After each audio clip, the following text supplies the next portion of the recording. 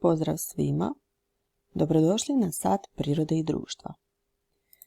Prvo ćemo ponoviti malo što smo to radili prošli puta. Radili smo promet. Promet je prijevoz ljudi i prijenos stvari s jednog mjesta na drugo. Sudionici prometa su i vozila, ali i pješaci. I svi sudionici prometa moraju poštivati prometne znakove, kako bismo se svi zajedno što sigurnije kretali prometnicama. Danas radimo jedno vozilo koje koristi kotače i kreće se prometnicom, odnosno cestom. Koje bi to vozilo moglo biti? Može biti automobil. Automobil koristi kotače i kreće se po prometnici. Ali ovo naše vozilo može prevesti puno veći broj osoba nego automobil. To prijevozno sredstvo zovemo autobus. Autobus je prometno sredstvo koje također prometuje cestom pomoću kotača, ali za razliku od auta, odnosno automobila, može prevesti puno veći broj putnika. Ovo je jedan autobusni kolodvor. Idemo pogledati što sve tu imamo. Pogledajte prvo donji red. Imamo dolazni peroni i odlazni peroni.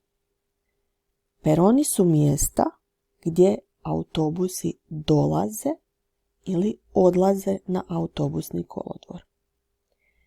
Autobus koji dolazi staje na dolazni peron, a autobus koji odlazi sa odlaznog perona.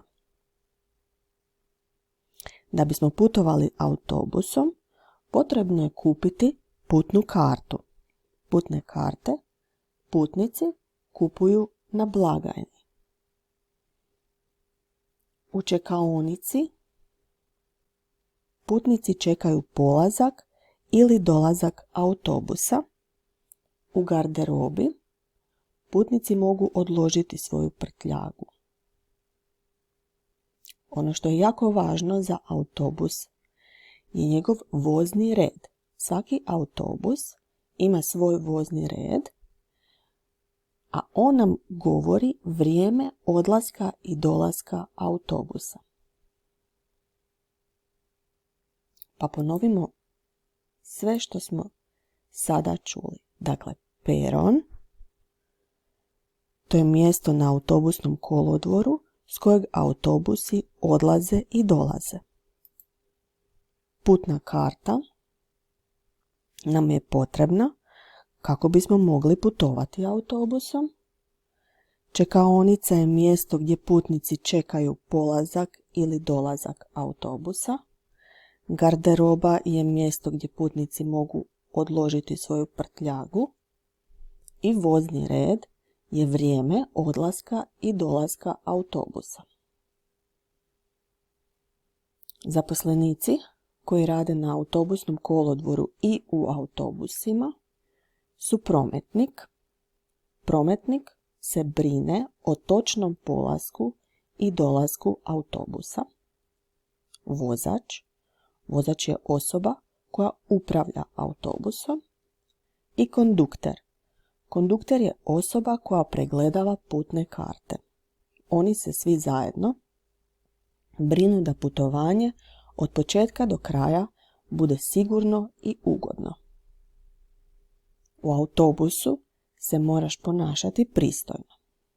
Tvoj zadatak je prepisati u bilježnicu i riješiti radnu bilježnicu na 96. i 97. stranici.